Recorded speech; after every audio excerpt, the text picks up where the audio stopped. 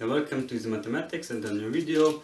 Today we take a look at the MIT Integration Bee 2021, the qualifier.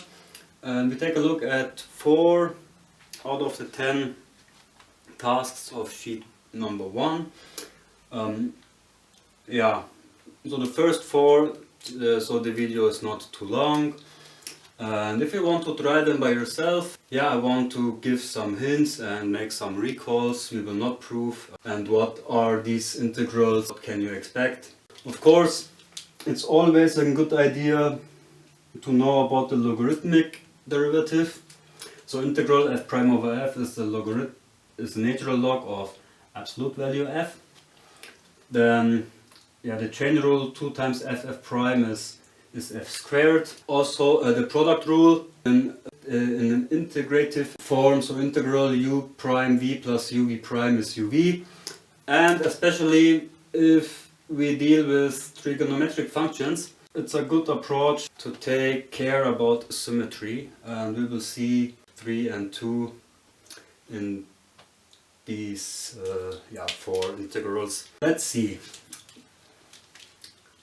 We take the first integral, so a integral 1 over x times log x to base 10 dx, and I want to remind the change of base for logs. So change of base, so if we have a log a to base b, we can rewrite that with a new base c in this following way. And also here I will not prove it. Why we do that, we want here a natural log, so this becomes integral 1 over x. And if you see, we take the new base c as the base e, so we write that natural log x over natural log e, natural log 10, so natural log x over natural log 10, so it comes in the numerator like that. And then we can rewrite that as, so the constant we put in front of the integral, and then we can write it as 1 over x over natural log x dx. And now we see we can use the first rule. So 1 over x is the derivative of the natural log, and therefore our integral becomes natural log of x, and plus a constant c. Alright, this is the first integral. For the second integral, like I said, it's a good approach to take into account the symmetry. The cubic function is symmetric to pi, so it's in the middle of this interval. An odd function, cosine is an even function, and also symmetric to pi. Okay, so think about that. So odd times even is an odd function, and therefore the integral is 0.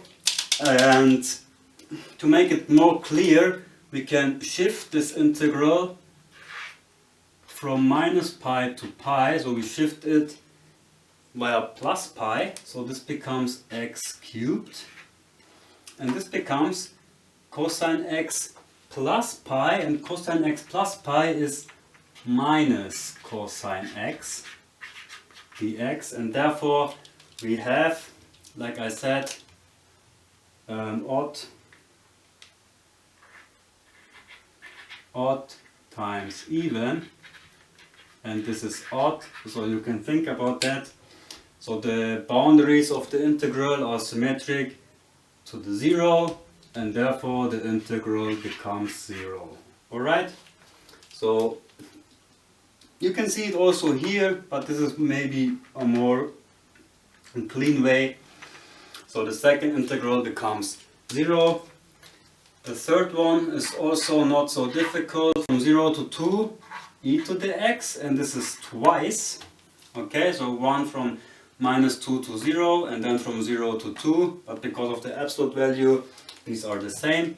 And then from 2 to 4 e to the x dx. Yeah, and this is easy. The antiderivative of e to the x is e to the x. So we have 2 times e to the power 2 plus e to the power 4 minus e to the power 2 plus c, and therefore e to the power 2 and e to the power 2. So we have e to the power 4, 2 times e to the 2 minus e to the 2 is 1 e to the 2, so e to the power 4 plus e to the power 2. Here is missing e to the 0, so where, here is it, yeah, minus 2 times e to the 0, so minus 2, okay, sorry for that, plus c, so this should be correct. 2 times e to the 2 minus 2 times e to the 0, e to the 0 is 1, so okay. This is the third integral. And the last one, there are 2 ways how to approach this, and I write it down. And there are 2 approaches. So one is to separate the integral, and yeah, this one can be done with integration by parts. And here is the derivative of the denominator. So this one is easy, and this one you can get by integration by parts, or you know it by heart. But there is a more and a faster way, and we will use the product rule. And if you take a close look, we can rewrite this as x times 1 over 1 plus x squared, and this part in blue is the derivative of the inverse tangent, and so this is the from this, yes, and here for this x there is a invisible times 1, and 1 is the derivative of x, okay? And what do we have here? Now we have to form u times y prime plus y times u prime, and this is exactly our product rule.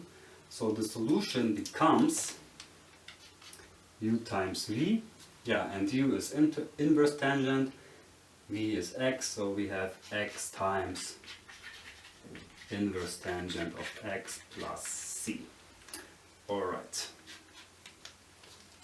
Yeah, very beautiful integral in my opinion. Of course you can do it with integration by parts, and this is the logarithmic integration, but a more faster way, and if you open your eyes you can see this pattern for the product rule.